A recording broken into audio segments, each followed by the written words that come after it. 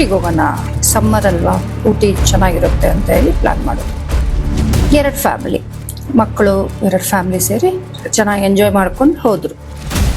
Unusual things like ಏನೋ negativity ಅಂತ feel ಆಗ್ತಿತ್ತು. ಊಟಿ ರೋಡ್ ಹಂಗಿರೋದ್ರಿಂದ ಶಿ ವಾಸ್ ಫೀಲಿಂಗ್ ದಟ್ ಹೋಗಿ ರಿಸೆಪ್ಷನಲ್ಲಿ ಕೀಸ್ ತೊಗೊಂಡು ಬರೋಣ ಅಂತ ಹೇಳಿ ಹೋದ್ರು. ಆ ರಿಸೆಪ್ಷನ್ ಏರಿಯಾ ವಾಸ್ ಸ್ಟೀಪ್.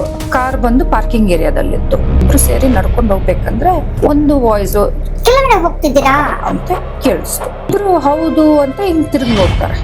ತಿರುಗಿ ನೋಡಿದ ತಕ್ಷಣ ಅಲ್ಲಿ ಯಾರೂ ಇರೋದಿಲ್ಲ.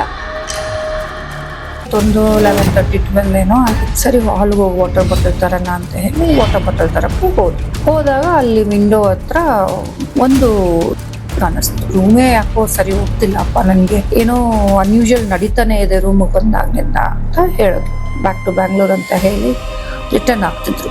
ರಿಟರ್ನ್ ಆಗಬೇಕು ಅನ್ನೋವಾಗ one point of time they were tired, ಎಲ್ಲರೂ ಮಲಗಿಬಿಟ್ರು. ನೀಲಗಿರಿ ತೋಟ ಅಂತಾರಲ್ಲ, ಲಾಂಗ್ ಟ್ರೀಸ್ ಇರ್ತಿತ್ತು. ಅಲ್ಲಿ ಒಂದು